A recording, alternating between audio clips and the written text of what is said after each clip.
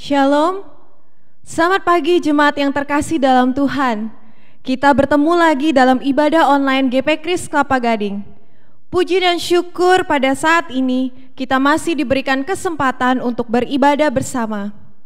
Roma 12 ayat 1 berkata, "Karena itu, saudara-saudara, demi kemurahan Allah, aku menasihatkan kamu, supaya kamu mempersembahkan tubuhmu sebagai persembahan yang hidup, yang kudus dan yang berkenan kepada Allah.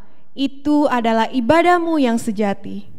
Mari kita siapkan hati kita sebelum memulai ibadah dengan mengambil saat teduh.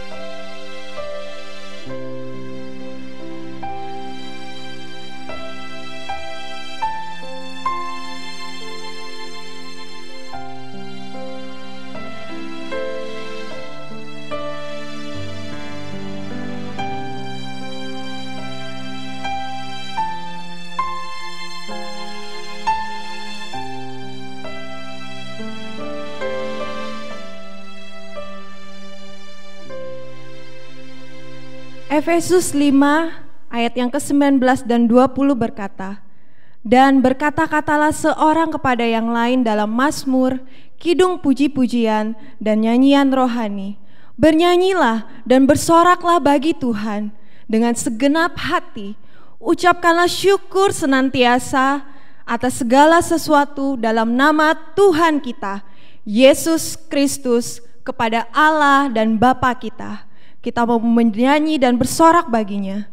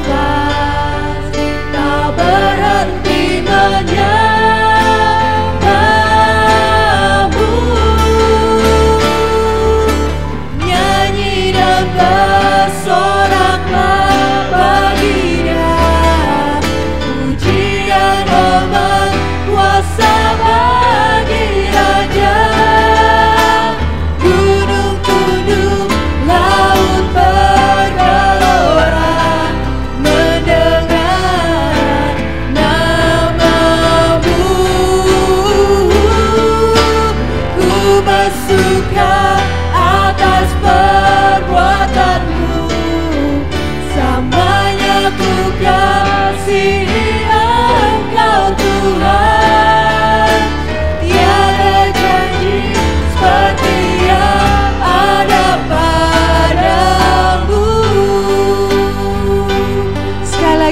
mau bernyanyi dan bersorak baginya. Nyanyi dan bersoraklah baginya, pujian hormat kuasa bagi Raja. Gunung tunduk, laut bergelora, mendengar namamu. Ku bersuka atas perbuatanmu, samanya ku kasihi Engkau Tuhan. Tiada janji seperti yang ada padamu, tiada janji seperti yang ada padamu, tiada janji seperti yang ada padamu.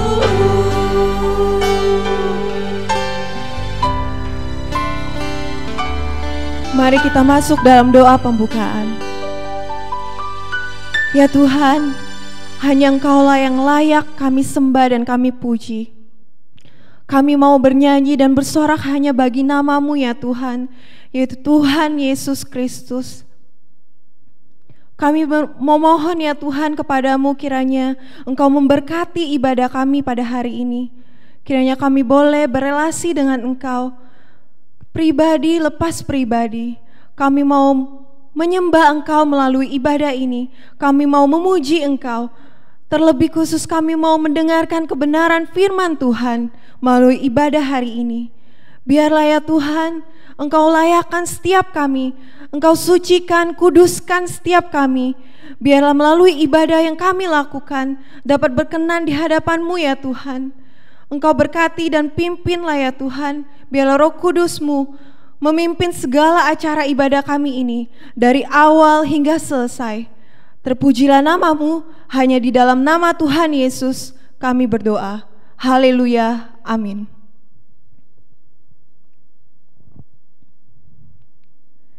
Yesaya 55 ayat 8-9 berkata, sebab rancanganku bukanlah rancanganmu, dan jalanmu bukanlah jalanku. Demikianlah firman Tuhan. Seperti tingginya langit dari bumi, demikianlah tingginya jalanku dari jalanmu, dan rancanganku dari rancanganmu. Saya mengajak setiap jemaat untuk menaikkan satu pujian yang mengingatkan kita bahwa hendaklah kita hidup penuh dengan iman menghadapi segala situasi yang terjadi, karena kita tahu Tuhan memegang pimpinan dalam setiap hidup kita. Kita naikkan pujian ini, PPK 134, Tuhan memegang pimpinan. Tuhan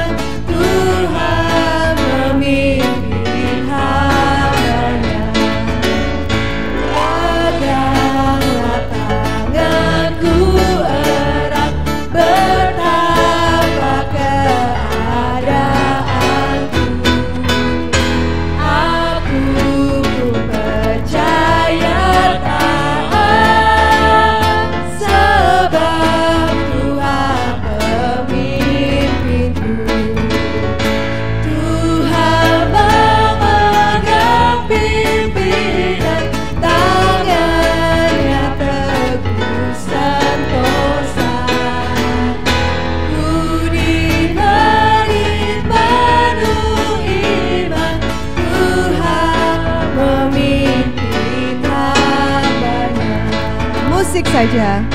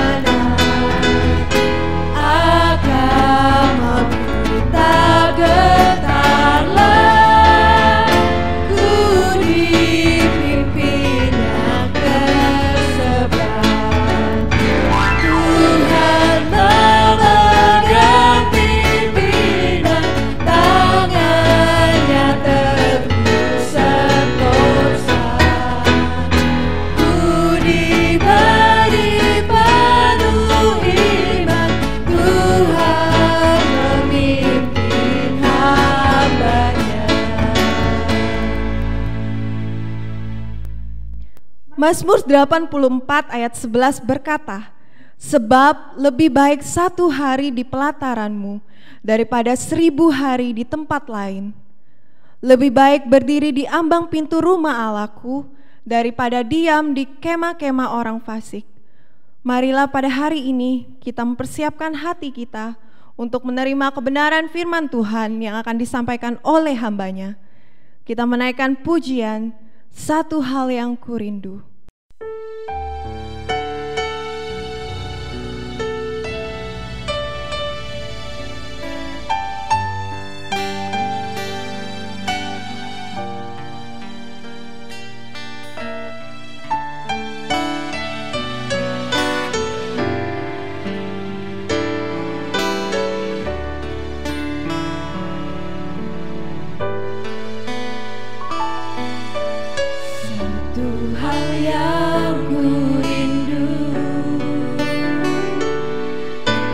Berdiam di dalam rumah-Mu, satu hal yang ku minta, menikmati bait-Mu Tuhan. Lebih baik 1 hari di pelataran-Mu daripada 1000 hari di tempat lain.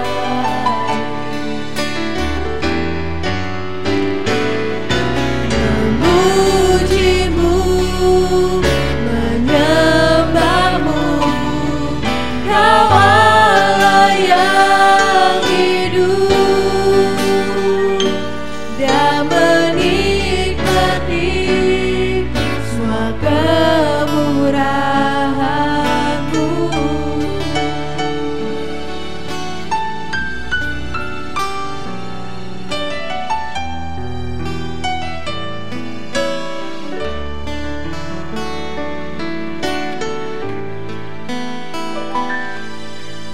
Satu hal yang kurindu,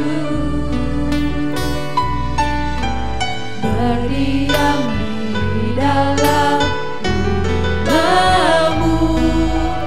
Satu hal yang ku pinta, menikmati bait-Mu Tuhan. Lebih baik 1 hari di pelataran-Mu daripada 1000 hari di tempat lain.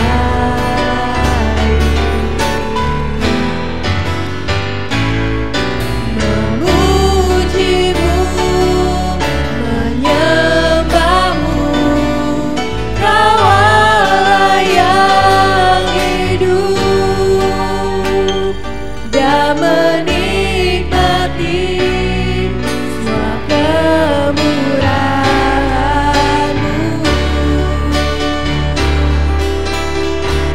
Biarlah kita lebih dalam lagi mengenal Dia, lebih dalam lagi kita rindu akan Dia.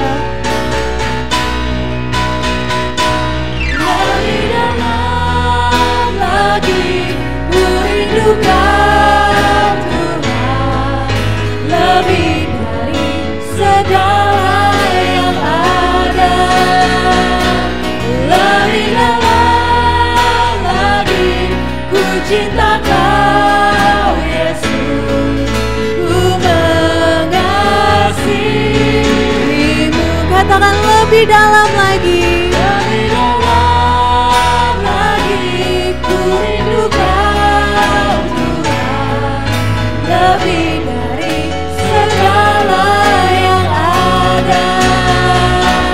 Lebih dalam lagi ku cinta Kau Yesus, ku mengasihimu. Ku mengasihimu. Ku mengasihimu Tuhan. Ku mengasihimu.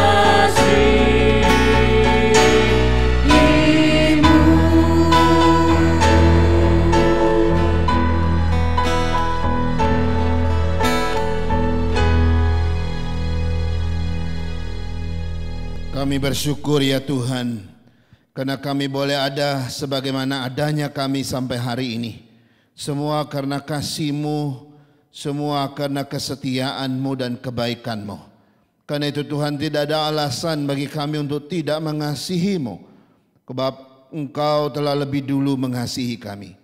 Kami ingin lebih dalam bersama dengan Engkau ya Tuhan, terus mengenal Engkau, makin dekat dan makin dekat lagi, sehingga tidak ada lagi jarak di antara kami dengan Engkau. Bab Engkau di dalam kami dan kami di dalam Engkau, sehingga hubungan ini akan memberikan kami kekuatan yang luar biasa dalam menghadapi hidup ini. Terima kasih Tuhan, beri kami kesetiaan seperti yang Kau ajarkan, dan kasih seperti yang Kau limpahkan bagi kami, hingga kami boleh mengiring Tuhan, berjalan mengikut Tuhan dengan setia sampai pada akhirnya.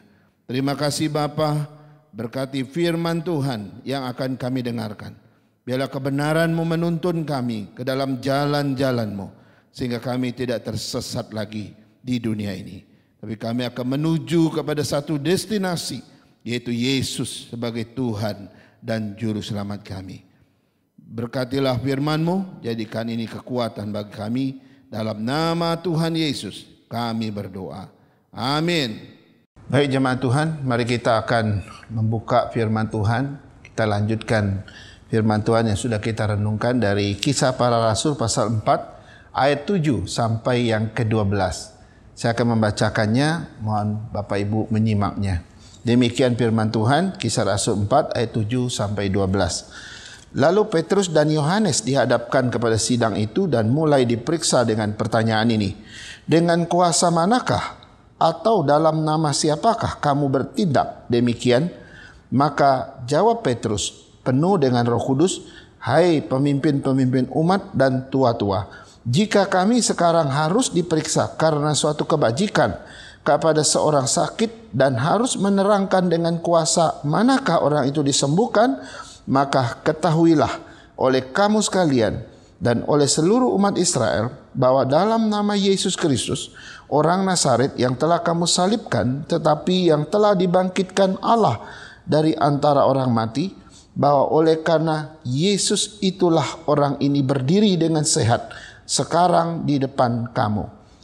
Yesus adalah batu yang dibuang oleh tukang-tukang bangunan, yaitu kamu sendiri, namun ia telah menjadi batu penjuru. Dan keselamatan tidak ada di dalam siapapun juga selain di dalam Dia. Sebab di bawah kolong langit ini tidak ada nama lain yang diberikan kepada manusia yang olehnya kita dapat diselamatkan.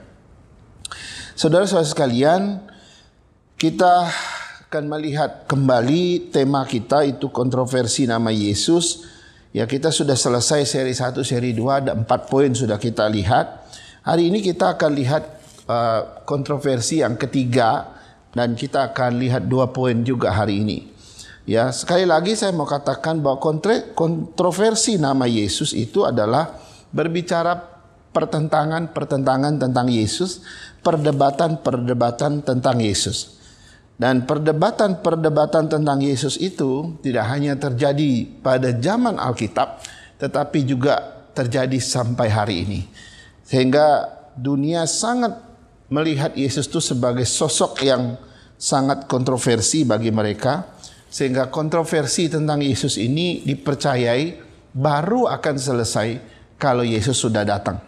Saudara-saudara, ada banyak hal yang dianggap kontroversi terhadap Yesus, ya, misalnya asal-usulnya, kelahirannya, pelayanannya, apa yang diucapkan, apa yang dikatakan, ajarannya, statusnya, janji-janjinya, mujizat-mujizatnya, semua dianggap kontroversi. Bahkan kealahannya pun juga kontroversi. Di mata dunia tidak ada satu pun yang tidak kontroversi di dalam Yesus. Itu sebabnya menurut para teolog dan sejarawan Kristen, bahwa sosok yang paling kontroversi sepanjang sejarah dunia atau manusia di dunia ini adalah Yesus. Nah, saudara-saudara, sebelum kita lihat seri yang ketiga, saya akan mengingatkan kembali tentang seri-seri yang sudah kita lihat. Ya, yang pertama, kontroversi tentang Yesus itu, yang pertama itu adalah tentang kemesiasan Yesus. Ya, waktu Petrus dan Yohanes berkata bahwa Yesus adalah Mesias yang diutus oleh Allah, orang-orang Saduki langsung marah, ya, para imam langsung emosi, ya. Dan itu sebabnya mereka marah besar terhadap dua rasul ini, lalu mereka menangkap mereka. Dan mengapa mereka tidak bisa terima? Karena konsep yang mereka punya tidak seperti yang diajarkan oleh kedua rasul ini. Bagi mereka Yesus bukanlah Mesias. Bagi mereka Yesus itu manusia biasa. Sehingga konsep ini mereka miliki sampai mereka mati. Nah, karena itu aplikasinya bagi kita, hati-hati dengan konsep-konsep yang kita punya. Seringkali kita pikir konsep ini benar, konsep ini lurus gitu ya. Padahal Amsal mengatakan banyak jalan yang disangka lurus tetapi ujungnya menuju maut. Yang kedua, kontroversi tentang ajaran kebangkitan di dalam Yesus. Ya, sekali lagi bahwa ketika Petrus dan Yohanes berkata bahwa di dalam Kristus ada kebangkitan, sekali lagi ini sumber yang kedua yang membuat mereka marah besar terhadap dua rasul ini. Ya, kenapa bisa demikian? Karena sekali lagi orang-orang Saduki tidak percaya ada kekekalan, mereka juga tidak percaya ada kebangkitan.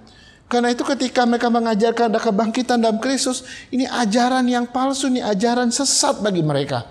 Sehingga mereka tidak bisa terima. Saudara-saudara, ketika mereka menolak kebangkitan di dalam Kristus, secara tidak langsung mereka menolak ketuhanan Kristus, mereka menolak kealahan Kristus, saudara-saudara. Nah, saya nggak tahu konsepmu tentang Kristus, tentang kebangkitan seperti apa. Apakah kita percaya Yesus itu Tuhan, sehingga kita juga percaya ada kebangkitan di dalam Dia. Yang ketiga, kontroversi tentang Yesus yang ketiga adalah tentang kuasa Yesus itu sendiri. Ya, waktu Petrus dan Yohanes menyembuhkan orang lumpuh itu, ketika mereka menghadapkan keduanya di hadapan imam besar Hanas dan Kayapas, di dalam persidangan itu mereka menanyakan satu pertanyaan yang aneh.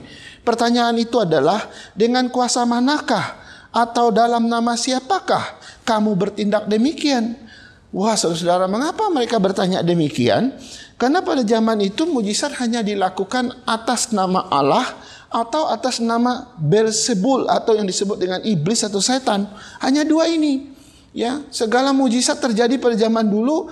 Allah membuat mujizat melalui para nabinya, dan iblis atau setan membuat mujizat melalui tukang-tukang sihir. Nah, karena itu begitu mereka mendengar jawaban dari kedua rasul ini, bahwa mujizat yang dilakukan atas kuasa dan nama Yesus Kristus orang Nazaret itu. Bagi mereka suatu hal yang mengagetkan. Karena kok tidak pernah mereka dengar sesuatu yang baru selain dua hal itu. Kok sekarang kok ada mujizat atas nama Yesus. Nah, karena itu saudara, mereka tidak bisa terima kenyataan ini, sehingga mereka merasa Kristus itu mengancam jabatan mereka, mengancam kuasa mereka, mengancam popularitas mereka. Karena makin banyak orang percaya Yesus, makin banyak orang mentuhankan Yesus. Sehingga mereka merasa ini ancaman bagi jabatan, ancaman bagi kedudukan mereka, ancaman bagi popularitas mereka, sehingga mereka nggak bisa percaya kepada Kristus. Saudara, sampai hari ini ada banyak orang nggak bisa percaya Yesus. Kenapa? Karena ada kuasa di tangan mereka, karena ada jabatan di tangan mereka, karena ada kedudukan yang mereka tempati yang luar biasa. Sehingga orang-orang yang punya kuasa, kedudukan, jabatan biasanya sulit sekali terima Yesus, apalagi percaya kekuasaan Tuhan Yesus. Kenapa? Karena mereka punya kuasa dan mereka nggak butuh kuasa lain. Mereka juga nggak butuh kuasa Yesus dalam hidup mereka. Dan ini menjadi kontroversi bagi orang-orang seperti ini. Terus sampai hari ini paling sulit memberitakan Injil kepada orang-orang yang punya kuasa, pada orang-orang yang punya jabatan. Justru orang-orang yang sederhana begitu mudah percaya Yesus itu Tuhan. Sekarang yang keempat, ya, kontroversi tentang Yesus yang keempat adalah ini bicara tentang pemberitaan tentang Yesus itu sendiri. Saudara-saudara, ketika imam-imam itu menyidangkan Petrus dan Yohanes, kesimpulan persidangan itu ada dua. Yang pertama mengancam, yang kedua melarang. Ya, mereka mengancam kedua rasul ini, ya, dan juga melarang mereka untuk jangan memberitakan nama Yesus kepada siapapun juga.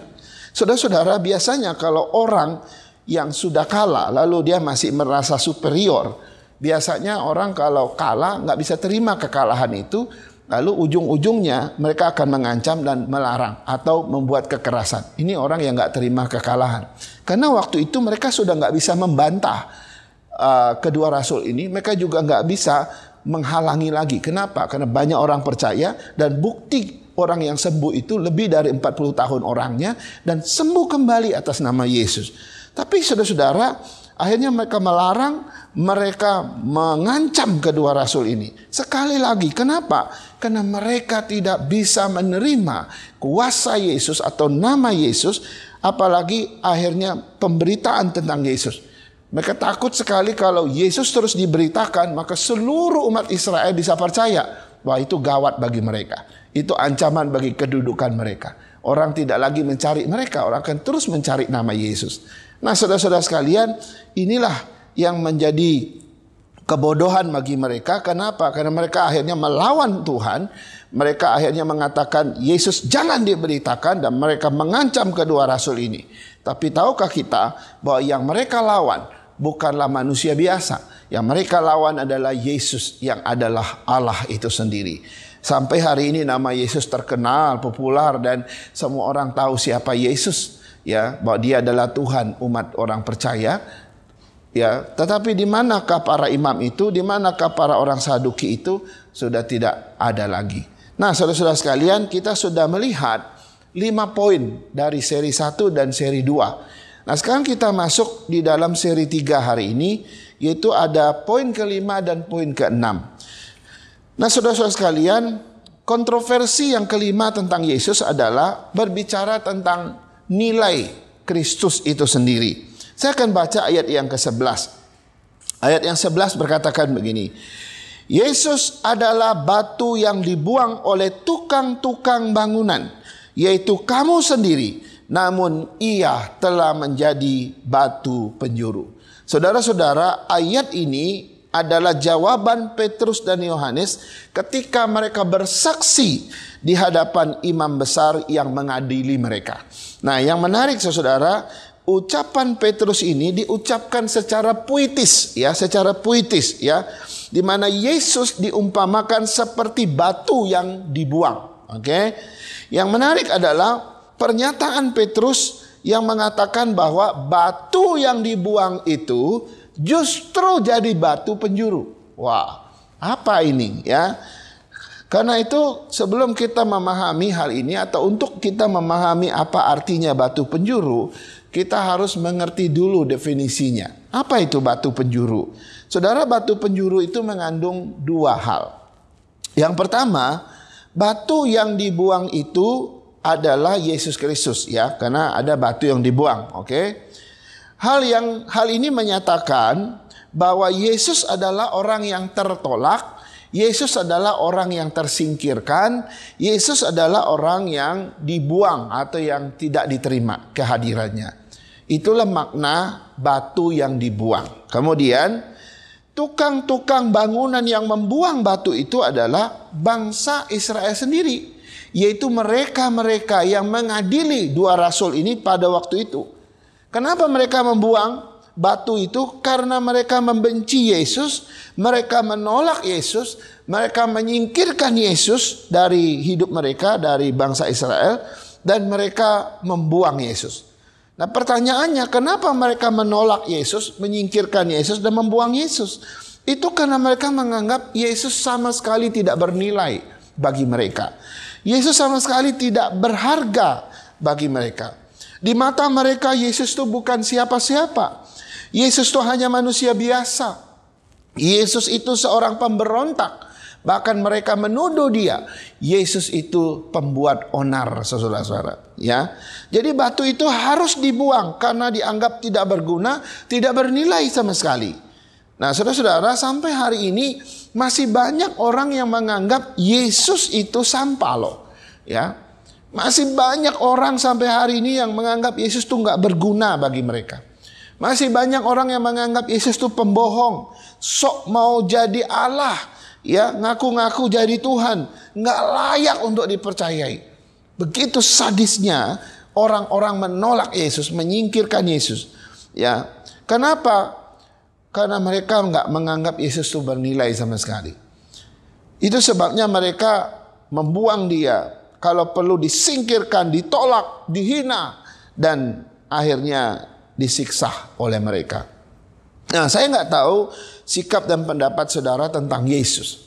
Ya, saya hanya berharap saudara bisa menjawab pertanyaan ini. Apa sikapmu terhadap Yesus?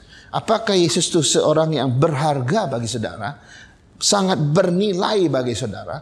Atau saudara menganggap Yesus itu seperti batu yang layak dibuang, yang nggak mau dipakai, yang harus disingkirkan? Atau sebuah batu yang sangat berharga buat saudara? Saya nggak tahu. Hanya saudara yang bisa jawab. Nah, Yesus itu adalah batu yang terbuang, ya, oleh orang Israel.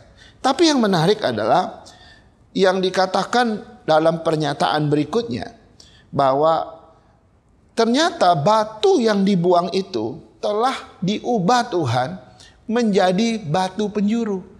Nah, ini suatu kontras yang lain, saudara-saudara.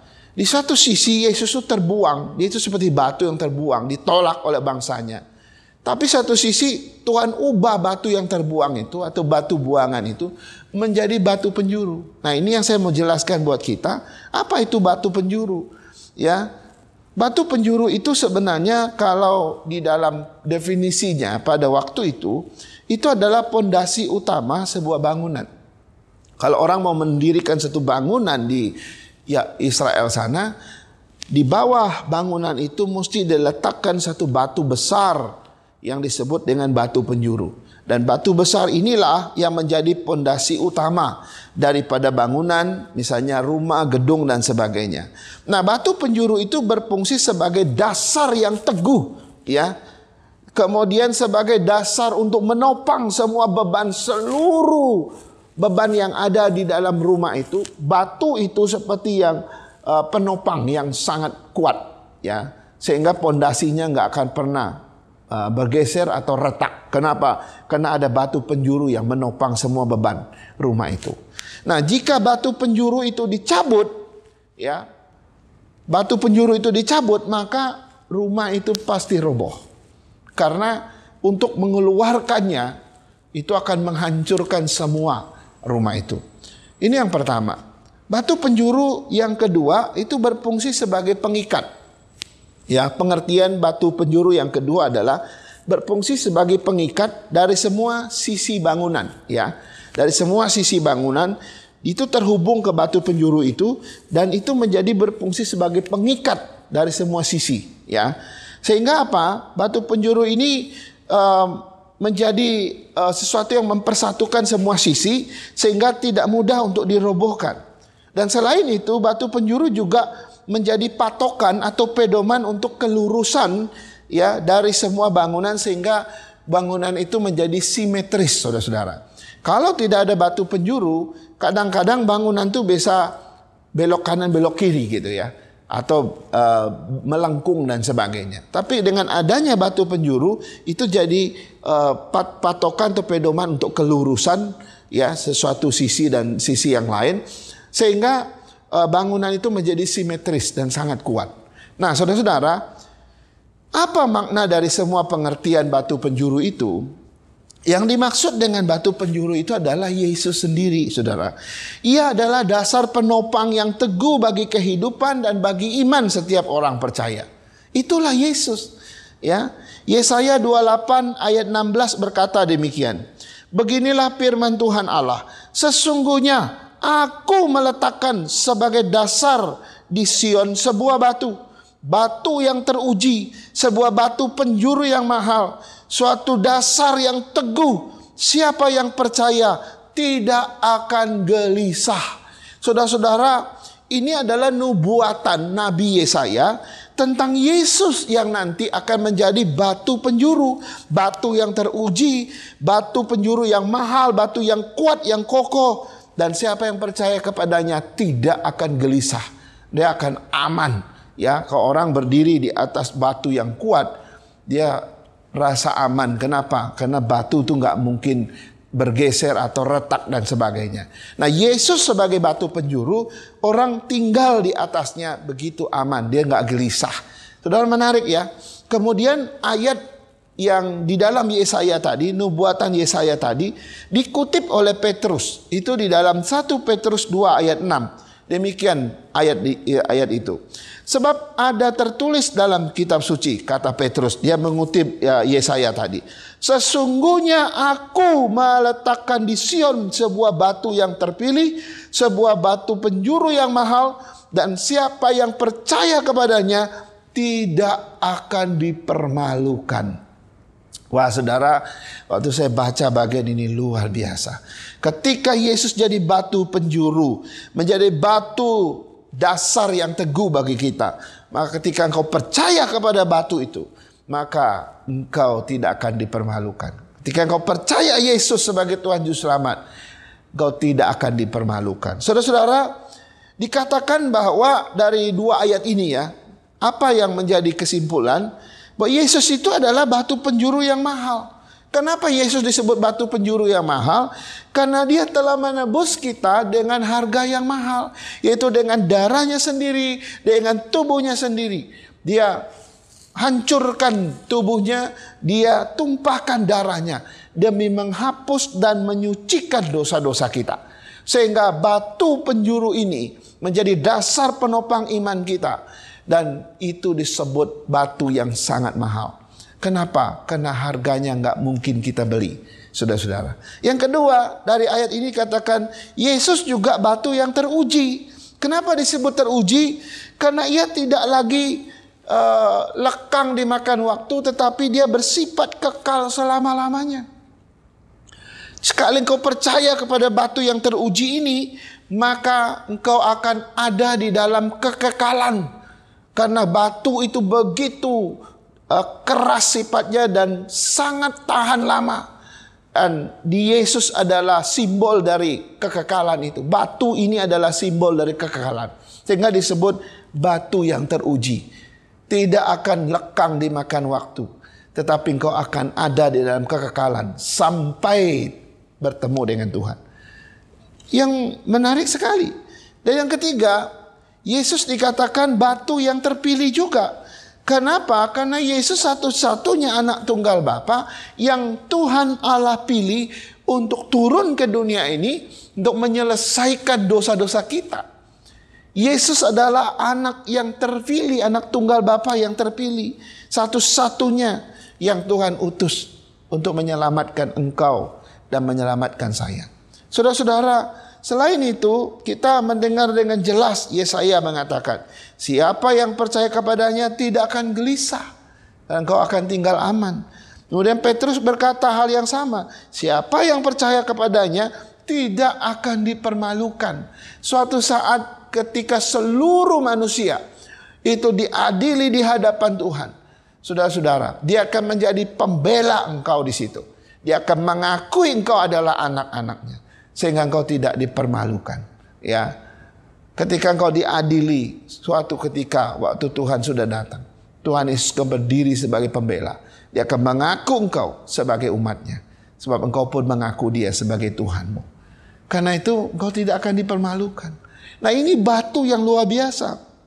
Jadi kita lihat Yesus yang awalnya adalah batu buangan justru menjadi batu penjuru yang sangat dibutuhkan. Ya. Yang tadinya dianggap tidak bernilai, tidak berharga sama sekali, justru menjadi batu yang mahalnya luar biasa, batu penjuru yang mahal, batu penjuru yang teruji, dan batu yang terpilih. Saudara-saudara, itulah Yesus. Dan inilah kontroversi yang kelima tentang Yesus di dalam bagian ini.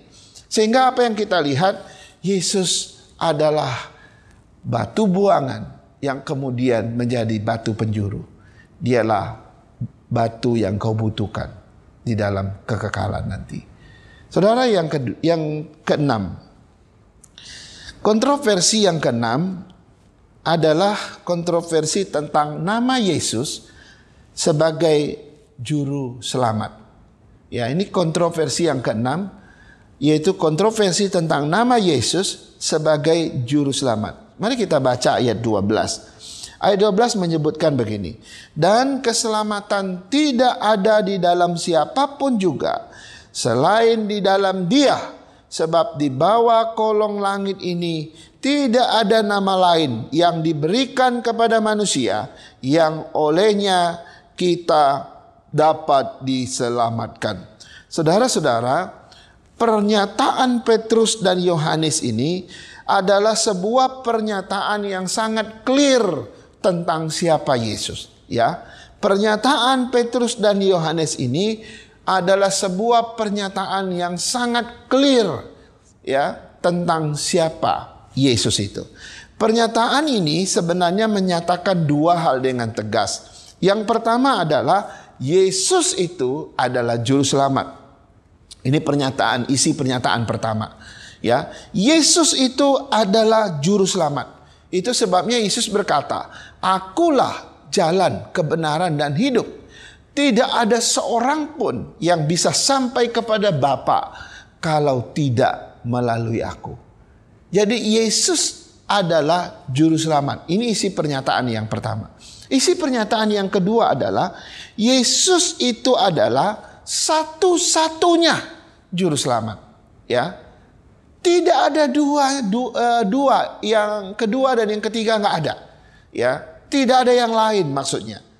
Itu sebabnya di dalam ayat itu dikatakan tidak ada yang lain di bawah kolong langit ini yang olehnya kita dapat diselamatkan kecuali Yesus. Wah, ini menarik, ya. Yesus juru selamat. Penegasan yang kedua adalah Yesus satu-satunya juru selamat, ya. Tidak ada yang lain. Ya, jadi bagi orang Yahudi, Yesus juru selamat itu tidak clear bagi mereka. Bagi para rasul, Yesus itu clear sebagai juru selamat satu-satunya. Bagi orang Yahudi enggak. Karena itu mereka menganggap Yesus itu bukan juru selamat. Mereka menganggap Yesus itu bukan Tuhan, bukan Allah. Bagi mereka Yesus sudah mati. Bagi mereka Yesus sudah selesai. Itu sebabnya mereka sulit sekali percaya Yesus sebagai juru selamat. Karena bagi mereka, yang mereka tahu, yang mereka lihat, yang mereka saksikan, Yesus sudah tidak ada. Yesus sudah mati, Yesus sudah selesai. Dia bukan Tuhan, dia bukan Allah, dan dia bukan juru selamat. Bagaimana mungkin para rasul mengatakan bahwa Yesus itu satu-satunya juru selamat di bawah kolong langit ini. Saudara-saudara, selanjutnya pernyataan yang menarik adalah pernyataan Yesus satu-satunya di bawah kolong langit ini sebagai juru selamat seringkali ditanggapi secara negatif oleh orang-orang yang gak percaya. Kenapa? Karena mereka sekali lagi gak masuk di akal mereka. Ya, contohnya pernyataan Tuhan berkata begini, "Akulah jalan, kebenaran, dan hidup. Tidak ada seorang pun yang bisa sampai kepada Bapa kalau tidak melalui aku." Waktu mereka mendengar pernyataan Yesus ini, saudara, ya, mereka sering mengatakan, loh kok Tuhan kalian kok egois banget ya? Kenapa sih Tuhannya orang Kristen itu kok egois sekali? Kok dia mengatakan akulah jalan kebenaran dan hidup, tidak ada seorang pun bisa sampai kepada Bapa kalau tidak melalui aku. Ini kan egois sekali. Ya, ini kan menyatakan pernyataan yang sangat egois. Saudara-saudara, kenapa orang-orang bisa menuduh Yesus itu egois dengan pernyataan itu? Itu karena mereka beranggapan juru selamat itu nggak cuma Yesus.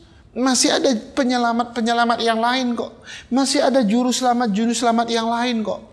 Jadi juru selamat itu bukan hanya Yesus di mata mereka.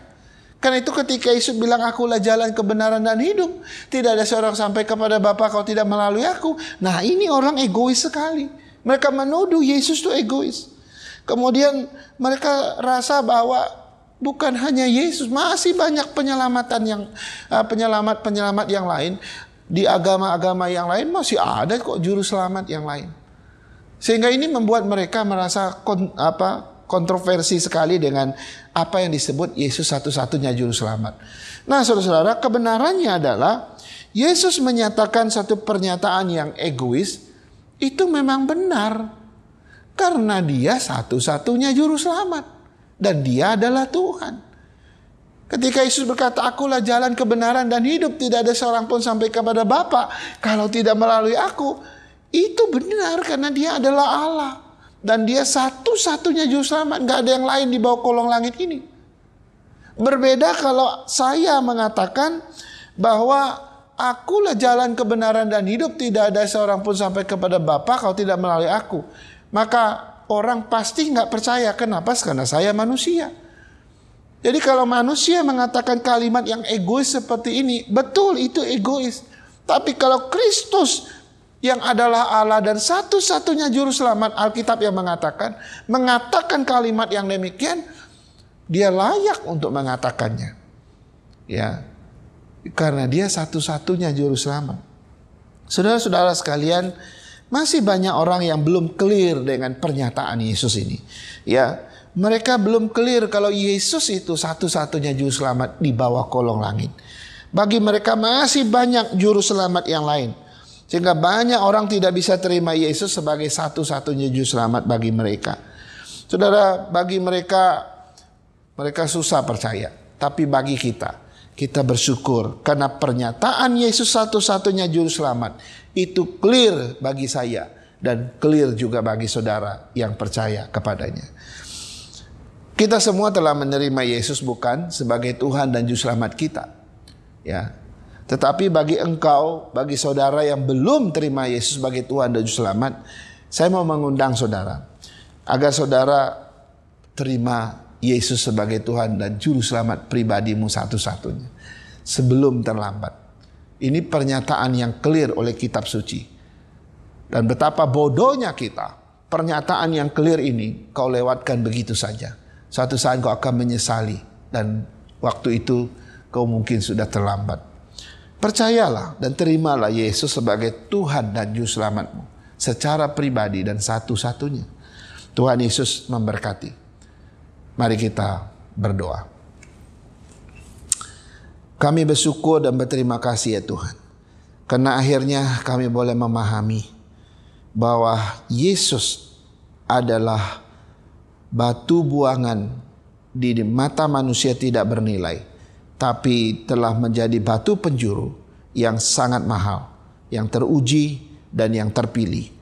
Tuhan, kami bersyukur karena kami boleh hidup di atas batu penjuru itu. Kami bersyukur karena batu penjuru itu telah menjadi penopang bagi kehidupan kami.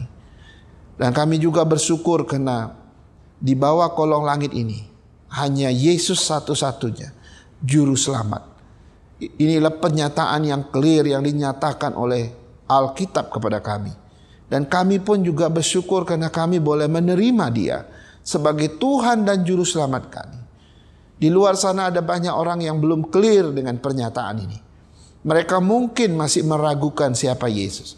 Mereka beranggapan masih banyak juru selamat yang lain. Mereka menunda dan tidak akan pernah terima Yesus. Tuhan bukakan hati mereka, bukakan pikiran mereka, agar mereka melihat kebenaran bahwa Yesuslah satu-satunya juru selamat dunia ini. Terima kasih Tuhan atas firman-Mu. Tuhan terus memberkati hati kami, kuatkan kami, mampukan kami untuk mengikut Tuhan sampai pada akhirnya. Bila kebenaran ini terus Tuhan tanamkan, sehingga kami melihat Yesus batu penjuru yang mahal dan Yesus satu-satunya juru selamat bagi kami. Inilah doa kami, syukur kami. Di dalam nama Yesus kami berdoa. Haleluya. Amin. Amin. Mari kita meresponi firman Tuhan yang sudah kita dengar dengan pujian, karena kita tahu hidup kita sebagai umatnya adalah untuk memberi saksi tentang firman-Nya, memberi hidup kita untuk menjadi saksi Kristus dimanapun kita berada. Kita menaikkan pujian firman hidup.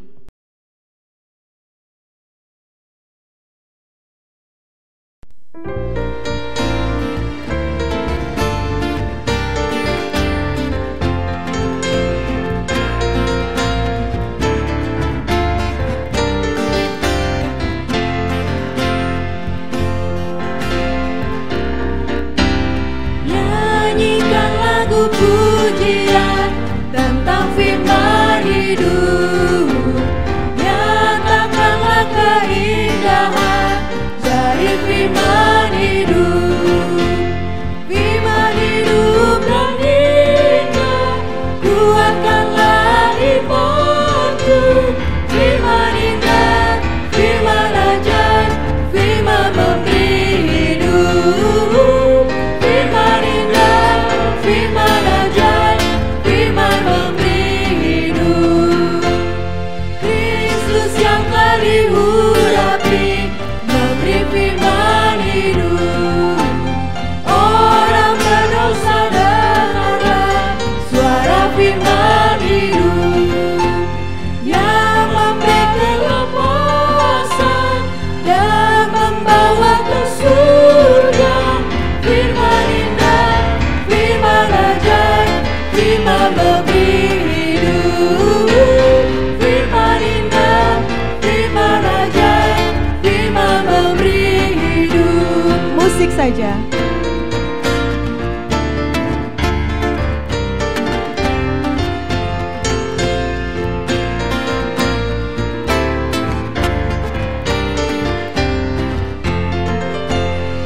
Bergema panggilan Injil tentang firman hidup, memberikan pengampunan serta kedamaian. Hanya Yesus juru selamat, menguduskan selamanya. Firman indah, firman ajaib, firman memberi hidup. Firman indah, firman ajaib, firman memberi hidup.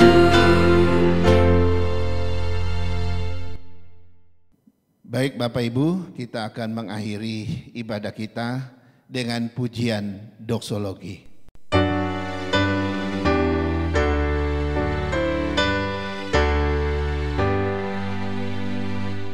Puji Allah Bapa Putra, puji Allah Roh Kudus, ketiganya yang esa. Pohon selamat, sumber berkat. Amin.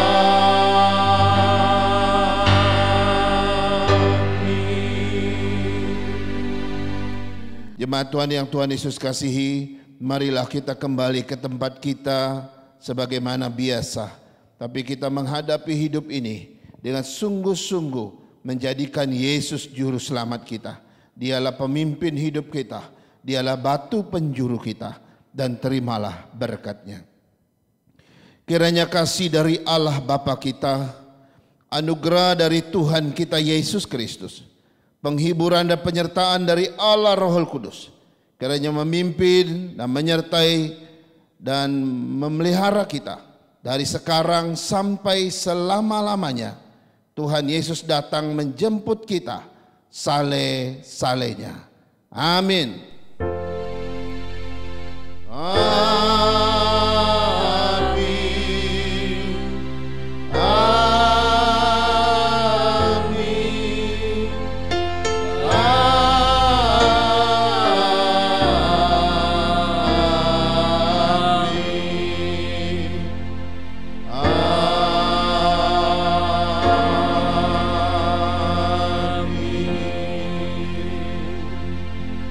Amin.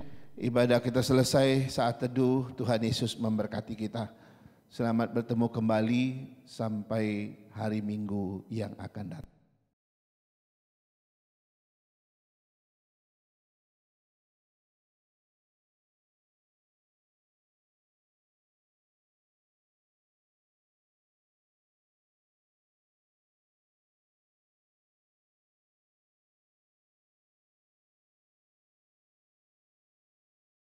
Baik Bapak Ibu, izinkan saya menyampaikan beberapa warta gereja untuk kita.